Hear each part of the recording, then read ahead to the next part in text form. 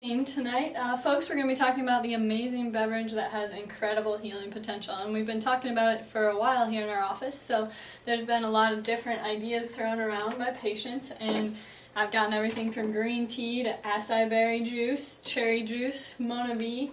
I even had a guest this week earlier from one of my patients who asked if it was beer. So it actually is not any of those things. It is actually water. So tonight we're going to talk about water, which is an awesome beverage, and you can see in our office how highly we think of water, really. I mean, all of us drink it, from our front desk ladies to all the doctors. Constantly we are drinking water. So we go through a lot of water here in our office. And so tonight we're just going to focus on the importance of water, the healing properties it has, and the quantity and the quality that you should be taking every day. So this diagram just kind of focuses on the importance of water. So it just basically is showing that about 75% of your body is made up of water. So the various organs that have large amounts of water are the lungs at 83%, so that's really pretty high, all the way down to bones at 31%. And then it just kind of highlights in between there all the different organs and how much water they contain. So the brain is 73% water, and the blood is 79% water. So those are all pretty high numbers there. And even the skin, something that most people probably don't think about as having water, is 64% water. So lots of water content there. So basically this diagram is showing, how much water there is in your body, up to almost 75%. So the average, if a male is 155 pounds, on average they're going to be about 42 liters of water. So I was going to bring in water, 42 liters of it, but it's kind of a ridiculous amount, so I decided not to do that, and just kind of, next time you're at the store and you see that 2-liter bottle of pop, just think about that as water times 21. So that's a lot of water. And obviously the water content in a individual is going to change based on their body content. So if they're made up of mostly muscle, or if their body fat is less, it's going to be more water. So muscle contains lots of water, whereas fat actually contains no water. Okay, so why is it so important? Well, as alluded by the other slide, 70% of your body is made up of water. It's not made up of cherry juice or acai berry juice or Mona V, though many people might think so, but actually it's just water. So oxygen is the only thing that's actually more important to our survival. So, when people have been caught out in the wilderness and things like that, they don't die of starvation, they die of dehydration. So your body can go weeks without food, but it can only go a few days without water. So like we talked about before, almost 75% of the human body is made up of water. And in terms of molecules, this is 99% of the molecules that make up your body are actually water. And the human body cannot survive without water. So water is required for everything. And like you saw in that last diagram, if 31% of your bones are water, all the way up to 83% of your lungs. So, water is pretty much in everything in your body. So it's really very important. And the human body cannot survive without it, and every system relies on it, like I just talked about. Okay, so the importance of water. So every cell is filled with a water solution known as cytoplasm. And all the reactions that keep us alive are electric, and they occur in the water. So the water is the medium that it occurs in, because it's a neutral substance, so it occurs in this water. And as you can see, this little diagram is kind of a little generic diagram of what a cell looks like. So this is its cell membrane, and then inside the blue stuff is supposed to be the cytoplasm, which is mostly water.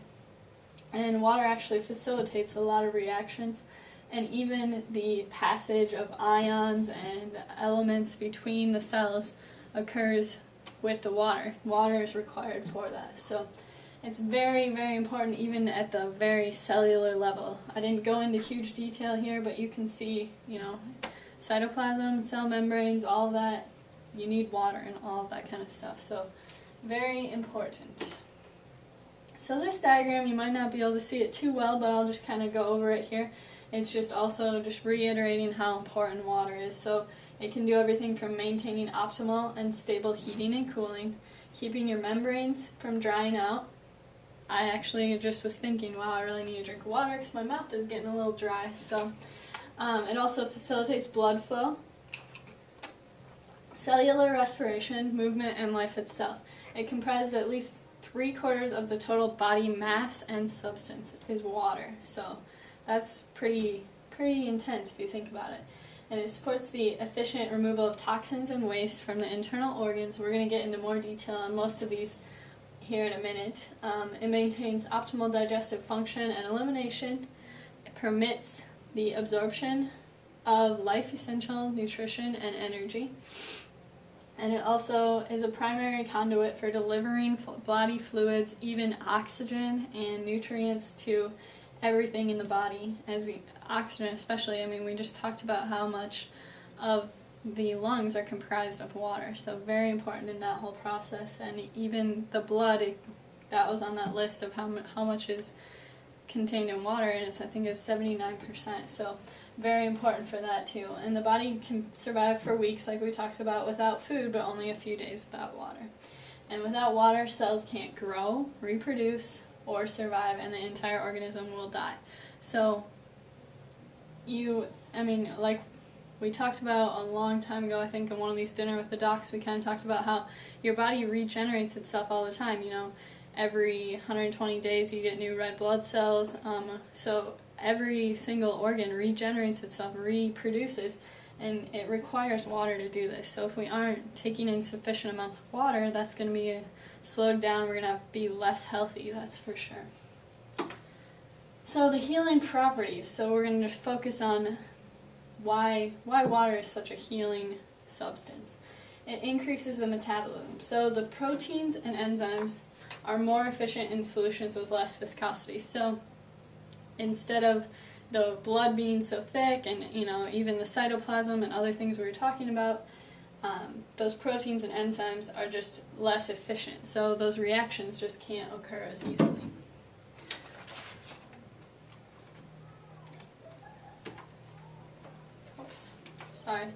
And water aids in digestion. So solid foods require large amounts of water for proper digestion, and even some things you can't even absorb the nutrients that they have in them without the water. It's really very important. Also the increase in muscle tone, so water helps in the contraction of the muscle. So the reaction that occurs when muscles contract, it's pretty elaborate at the cellular level, and it requires water. So you need that water to have muscles contract. So, you see people who are more fit, I bet they drink lots of water. So, decreases constipation. So, the colon is actually the primary source of internal water. So, in your body, the colon contains a lot of water, and so if you're dehydrated, your body needs more water, it's going to take some of that water from the colon. And so that's when we get symptoms like constipation, because the colon needs that water to flush everything out, to do everything it's supposed to be doing down there. It also regulates body temperature through perspiration. So sweating, obviously, a lot of you know that you lose water through sweating, and that's the body's cooling mechanism, its system, and perspiration. So it regulates body temperature through sweat. Also, there can be a decrease in asthma attacks. So this is I thought was really interesting. I never thought about this, but the histamine levels in the blood and in circulating around are actually higher when there's less water because they're more concentrated. So if you're dehydrated, you're going to have higher levels of histamine, and histamine actually causes the reaction of closing the airways and things like that, so causing the asthma attack. So very important to stay hydrated, especially if you're prone to asthma attacks, if you have asthma, things like that. Make sure you stay hydrated. Also, water can prevent kidney damage because the kidneys remove the waste, so they require lots of water, because the more concentrated the urine is, or things like the waste, I guess, as it goes through the kidneys, as it enters the kidneys, the harder it is for the kidneys to remove all that waste. So they have to work a lot harder when there's less water.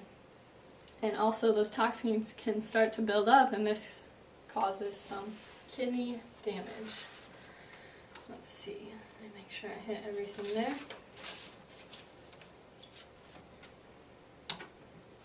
Okay, so talking about the decrease in joint pain and degeneration, because the water actually lubricates the joint. So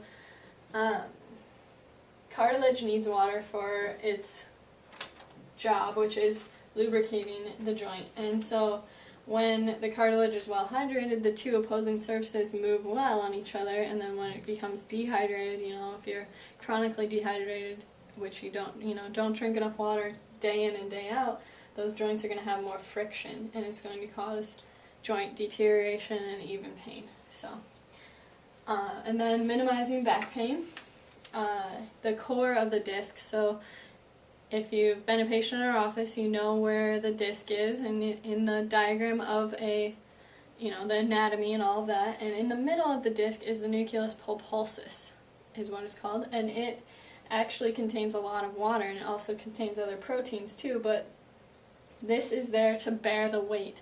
So if we don't have enough water, and water is being drawn out of there because our body is dehydrated, it's going to be harder to bear the weight and properly bear the weight and be pain-free when we bear that weight.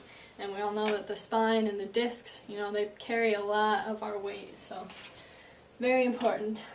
Decreases depression. I found this really interesting. Energy generation in the brain decreases with dehydration. So 73% of the brain tissue is water, and the brain is about 1/50th of the body's total weight, and it uses 1/20th of the body's water, or the body's blood supply, sorry.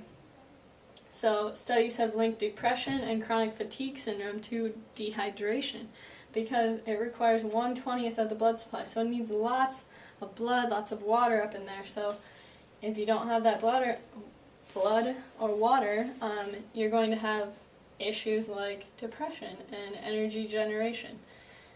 Also increase in efficiency in the brain. So the brain synapses that are happening every second of the day as I talk here, I don't have to think about that. My brain is processing all that information. Those synapses actually require water. And the brain requires lots of water, as we talked about before, and it's 73% water. It needs the water. And inefficient brain means everything in the body starts to slow down, because especially if you've been a patient here, you know that the brain controls everything, and we talk about that a lot here, how the brain sends its signals down the spinal cord and out those spinal nerves. So if the brain is having trouble sending signals or being efficient, then it's going to slow down every process in your body. So that's why a lot of times, if you've seen any of these big races that they run, that are marathons, especially when it's real hot out and stuff like that, you see those people at the end of the race start to kind of lose control or wobble around, things like that. Well, their brain is having trouble sending those signals because they're dehydrated, and that brain signal, we need water for the brain to function properly, have those synapses working. So also decreases headaches and migraines. Dehydration is a major factor in headaches. So most people know that already, but in times of heat stress, the migraines are often signs of dehydration. So it kind of complicates the matter. So dehydration brings on stress, and stress brings on dehydration. So it's kind of an evil cycle. Basically, just drink lots of water and you'll be better off. And then decrease in morning sickness. So obviously, I found this pretty interesting too, but obviously the brain is sending signals to the fetus, and the fetus is, developing. It's sending signals to the mother too, and those hormone levels can cause this dehydration, and also even just maybe that the fetus needs some more water. That could be one of the causes. So that could be one, or the levels of the hormones in the blood can cause morning sickness. So if you're dehydrated and there's higher concentrations of things in your blood, you're obviously going to be more prone to morning sickness and feeling ill. So make sure you drink lots of water, especially when you're pregnant. We'll get to more on that here in a minute too. It can also aid in weight loss. It's actually nature's appetite suppressant, and this, a lot of people might not know about this, but drinking water is the most important piece of the weight loss puzzle. So water contains 0 calories, 0 fat, 0 cholesterol, 0 sugar, if you've seen our little diagram out there in the front, and it's low, and obviously it doesn't contain sodium either, and it's nature's appetite suppressant. it helps the body metabolize fat. So if you have low intakes of water, you're going to have an increase in fat deposits, and conversely, a high intake reduces the amount of fat deposits. So without water, the kidneys have a hard time working, and so when the kidneys have a hard time doing their job, they pass off a lot of their work in the liver. So you might be like, okay, what's that have to do with anything? Well, the liver's main job is actually metabolizing fat. So if the liver has to work overtime by doing the kidney's job, it's going to take that over metabolizing fat, and so then the fat just starts to store up and build up because the body is working overtime by doing other things. The liver can't do its proper job. So that's why very, very important to drink water, especially if you're trying to lose weight or, obviously just to stay healthy. And also when we diet, we restrict calories to some degree. So by doing so, the total amount of water available to our body usually decreases, because about 30% of a person's, an average individual's intake of water is in food. So if you're decreasing the amount of food you're eating and a lot of your water was coming from food, that's not actually going to be helping your cause of wanting to lose weight. Alright, so how much water is enough? Well, that's kind of been a good question here. 75% of the population is dehydrated, so obviously we don't really know how much water is enough because we're not drinking enough water. So you've probably all heard of the 8x8 rule. So 8 ounce glasses of water is what you're supposed to drink. So they say spread that out over the day, whatever, 8 ounces. But that's kind of an older rule, but a lot of people still follow it, which is good. But also, more recently, they've come out with half your body weight in ounces of water. So if I weighed 200 pounds, I should drink 100 ounces of water. So that's pretty easy math, and it makes sense because every individual is going to be different. But at the same time, I think it's hard to just find one cookie cutter rule that fits everyone, because we all work out at different intensities, and we all intake, we all sweat differently, and we all have different makeups of our body, our composition, and even the environment that we live in is going to, cause different things. So if, it's hot and humid out, I'm obviously going to be losing more water if I'm working out outside, where as opposed to a winter day here in Des Moines, Iowa, where it's maybe 10 degrees and I'm running outside, I'm gonna lose a lot different amount of water on those 2 different days. Also, if you're pregnant, that's gonna affect how much water you should be drinking too, because obviously if you're pregnant, you should be fueling the fetus. They always say to eat for 2. Well, you should drink for 2. I don't know that you should really eat for 2, but you should definitely drink lots of water, because your blood supply actually increases too through the pregnancy. Towards the 8th month, you've actually doubled your amount of blood inside you, and water is a huge component of that blood, like we saw earlier. The average urine output for an adult in one day is 1.5 liters, so that is actually 6 cups of 6 8-ounce glasses of water. And so right now we always say 8 ounces glass of water, so that's more. But I really think it's gonna, you obviously need to drink more than just the minimum amount. And if you do anything else, to sweat or do anything like that, you're going to have more of a need for water, because this is just accounting for urine, not for sweat. So a good way to measure how thirsty or how much water you should be drinking is your thirst mechanism, of course. And that is actually an indication. Once you say, oh, I'm really thirsty, you've actually already lost 4 or 5 cups of water. So you need to rehydrate, and when you rehydrate, keep that in mind. Also, monitor your urine color. And so this is just a little diagram of the urine color. You can see it's very light yellow up here, and even sometimes clear is okay too, and then all the way down to here where it's very dark. And the darker it is, the more dehydrated you are. And oftentimes also odor comes with this too. So if your urine is really dark and really smelly, you should drink more water. But you want to keep your water more up here in the 1 and the 2. And So how much water is enough water for you? That's going to depend a lot on how much you're working out, how much what your daily activities are, what you're drinking besides water, and things like that, because we'll get to that I think here in a second. Okay, so caffeine. So if you're drinking caffeine, you need to intake more water because of that, because the caffeine actually is a diuretic, so it causes you to lose more water to urine, or waste.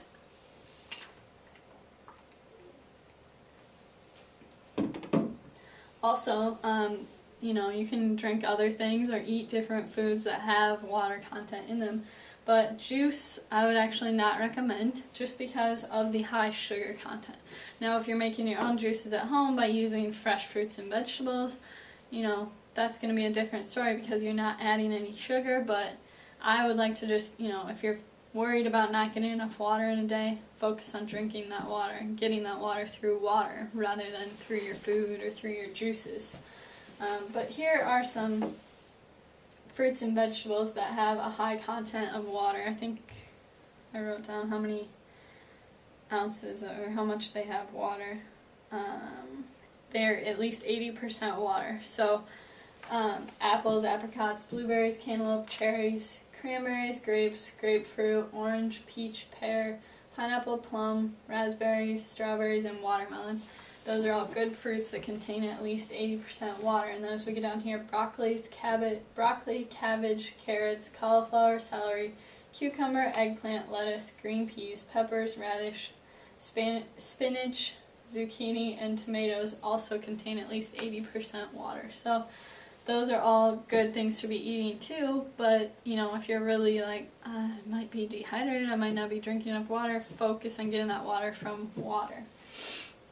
Also, it's important to spread out your consumption of water throughout the day. So if you decide, okay, I need to be drinking 90 ounces of water, and you can even, there's different things online where you can say how much water should I be drinking in a day, and it will tell you based on how much you work out, what your body content is, and how heavy you are and stuff like that. So you need to spread out your consumption. So if it says you should drink 90 ounces of water in a day, don't sit down in the morning and say, oh, I gotta drink this 90 ounces of water because Dr. BrieAnn Reedy told me it's gonna be the best thing for me. That's actually not gonna be the best thing for you. You wanna spread it out throughout the day, because if you drink it all at once, then you're more apt to lose a lot of it through urine and sweat and excretion and all of that stuff.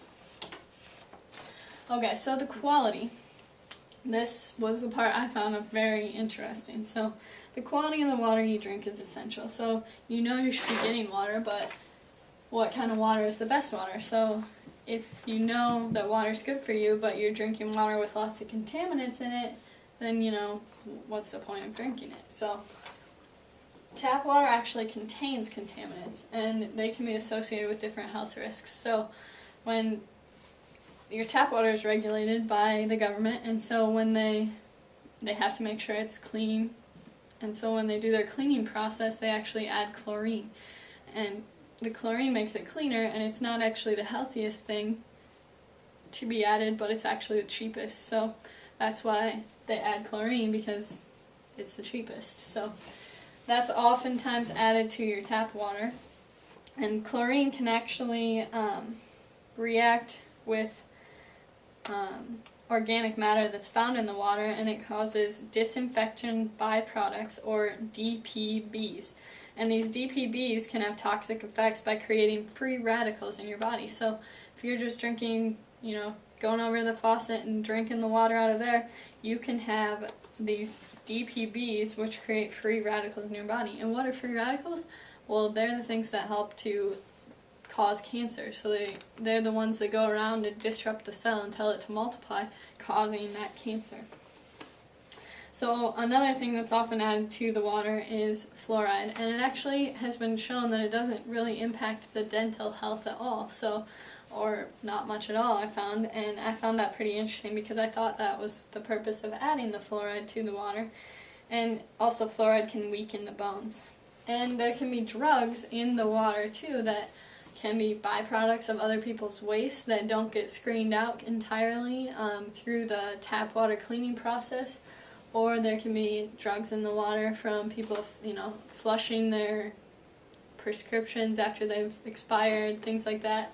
And I thought this cartoon was pretty funny. This lady, I don't know if you guys can see it, but this lady is at her doctor's office getting a prescription, and she says, "Will this prescription interact with the meds I'm already taking in my drinking water?" So that are already in her drinking water. I thought that was pretty funny. So, alright, and bottled water. So I just went through all different kinds of water. So we have tap water. It's okay for you, but it's not the, it's not the way to go. Especially, I mean, you can test your water at any time to see, what the levels of chlorine and what the levels of different contaminants are in it. But a lot of people say, well, if I can't drink tap water, I'm going to drink bottled water. And I say to be very cautious about the type of bottled water you drink, because 40% of the bottled water is actually tap water. So on the market, wherever you go, grocery store, whatever, 40% of it is actually just tap water. So you're trying to avoid the tap water by drinking bottled water, and you're actually just drinking tap water, because the bottled water actually doesn't have the same regulations as the water that you drink out of the tap. So it's kind of crazy to me, because if they're selling it, you'd think that there should be more regulations on it, but there actually aren't. And the bottled water industry has skyrocketed and taken off at huge numbers. I don't think anyone really thought they would ever be paying, $2-3 for a bottle of water, but happens every day now. So other reasons that you might want to be cautious about the bottled water you drink, and I'll get to the best kinds of bottled water here in a second. But there can be BPAs in the plastic. So you've probably heard about BPAs before, because now you can buy water bottles that say BPA free or whatever. But the water bottles that that the companies put their water in, that they sell in the grocery stores or whatever, those actually most of the time contain these BPAs. And they can be carcinogen too, like we talked about earlier with those DPBs. These can also cause cancerous things to happen in your body. And the BPAs in the plastic, actually, if you leave them, so like, I know that this used to happen in our house. My mom would buy a case of water and we'd leave it in our car, and then if we were at a track meet or whatever, we'd go get a bottle of water out of the car. Well, how many days had that sat there with the sun beating on it? I don't know, but the sun beating on that plastic actually causes more BPAs to leach into the water. So be extra cautious, especially if it's real hot out and stuff like that. Don't just leave water in your car, especially if you don't know if there's BPAs in that plastic. Another reason to be cautious about the bottled water is the environmental impact. I found tons of stuff about that, how much plastic there is and how much, waste we're making in the United States. And obviously plastic is a pretty big deal, and we need to be cautious about our environment if we want, other generations to live in it. That's why I'm teaching you all these, why we're doing this whole series. We want you guys to live longer. Well, we need to protect our environment as well, so we can live in a nice, clean environment. Alright, so distilled water. Some people have found that, there's studies out there that say distilled water is the way to go. Well, I say you should use it with caution. You can use it, sparingly, but it can cause you to lose minerals, because the water that's distilled has actually it's gotten rid of all the minerals that are in it. And so the water then steals the minerals from your body, because its minerals have been taken out of it. So that's kind of, used with caution for sure. Alkaline water. I found that, we just talked about what's pH got to do with it here a couple weeks ago. Dr. Hassel spoke on that. And, alkaline we'd rather have an alkaline environment in our bodies than acidic, because that causes disease and cancer and all those sort of things. But alkaline water is actually best used only for short term. You don't want to use it too long, because we're meant to drink neutral water. So drinking alkaline or acidic water all the time could be damaging. Also, it's usually not filtered, so it leaves contaminants that were in the water to begin with. So very cautious about the alkaline water filters or water that you can buy. Okay, so vitamin water.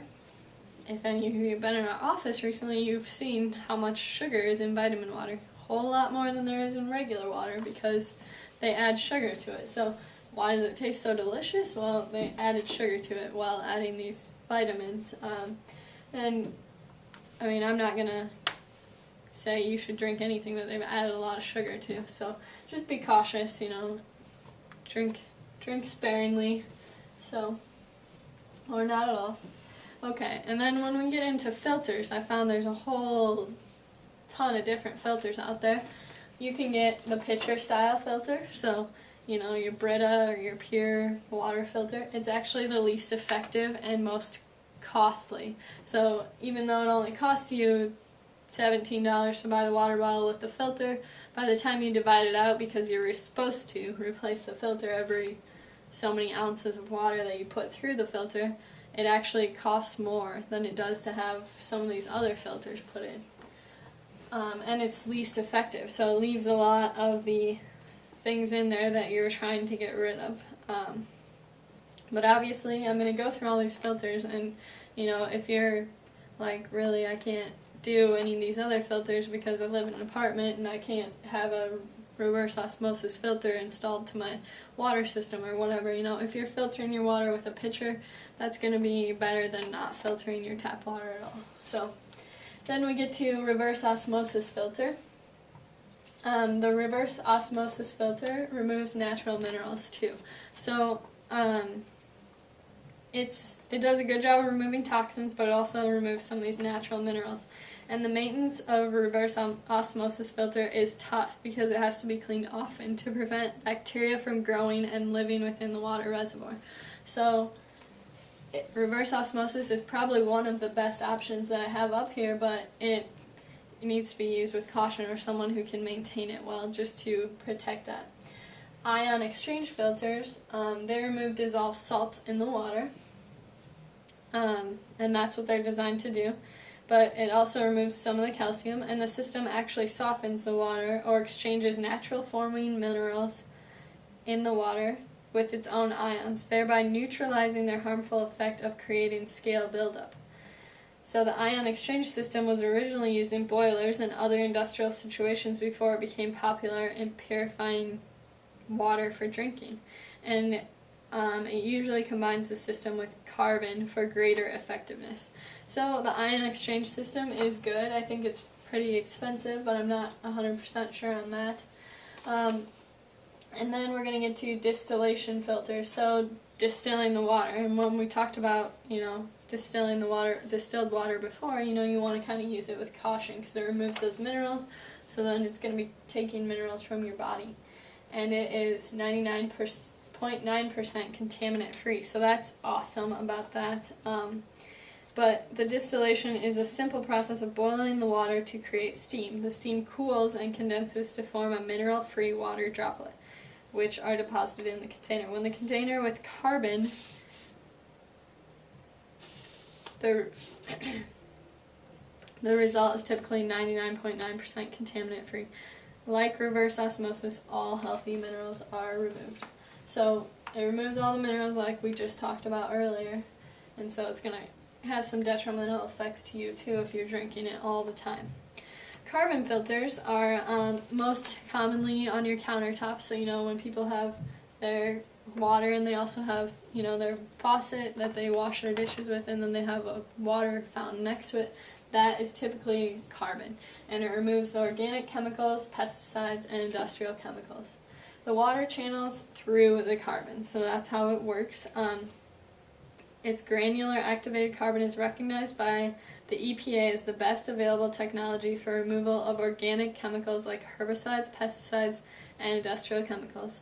However, one of the downfalls is that the loose material inside inside can channel the water, creating paths through the carbon material, escaping the filter. So if you use a carbon filter, you need to replace it quite often because a lot of times the water will just form a path that it starts taking all the time, and so the filtering doesn't occur at the highest rate, I guess. So just something to think about. Once again, when we do these dinner with the doc things, we want to educate you guys, tell you to step out of your box, don't just be drinking the bottled water because you found out it's awesome or because someone told you you should. And I never did talk about the best bottled water for you. A study was done by the Environmental Working Group that determined which bottled water is best for you by finding out where the water comes from and what to use to filter and test their water. It was found the majority of the brands following that produce this water would not answer these questions. So it kind of leads you to believe that they don't filter their water, they don't test it. And so the best bottled water is actually Nestle Pure Life Purified Water, or Gerber Purified Pure Water, or Penta Ultra Pure Water, which I'd never heard of Penta Ultra, but the other two I've heard of. And so it's good to know, some good brands if you are looking to go the bottled water route, because sometimes it just suits us best. And I did find that, the best water for you is actually natural spring water. And there's a website, Find a Spring or something, Find a Natural Spring, just Google that, and it'll come up with a whole website of where there are natural springs. And there's some around, I think there's one in Iowa, but there's, some in the surrounding states that, there's really been good comments about them too, about the people who've drank the filtered water from there, the natural spring water, and they've said good things about it. And so, look into that if you're really concerned about your water having contaminants and things like that. So, something to think about. Okay, so I want you guys, to try to increase your water intake, make your urine, lighter in color, things like that. You're going to just feel better if you drink more water. So reach for the water instead. There's a 5% drop in body fluids can cause 25 to 30% loss of energy. So, people who say, oh, I'm so tired and stuff like that, they should drink water. Especially because you know how caffeine dehydrates you, so drink more water. And the health benefits of water, as I've just demonstrated through this whole presentation, are just awesome.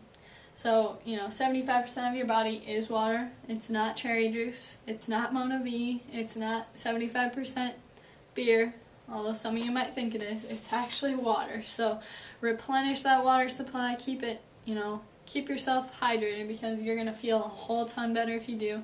You're going to look better. You're going to feel better. Your health is going to soar if you're just doing these things that we keep talking about. Drink lots of water. So, hope you guys enjoyed this presentation and learned something about it, and if you have any further questions, let me know.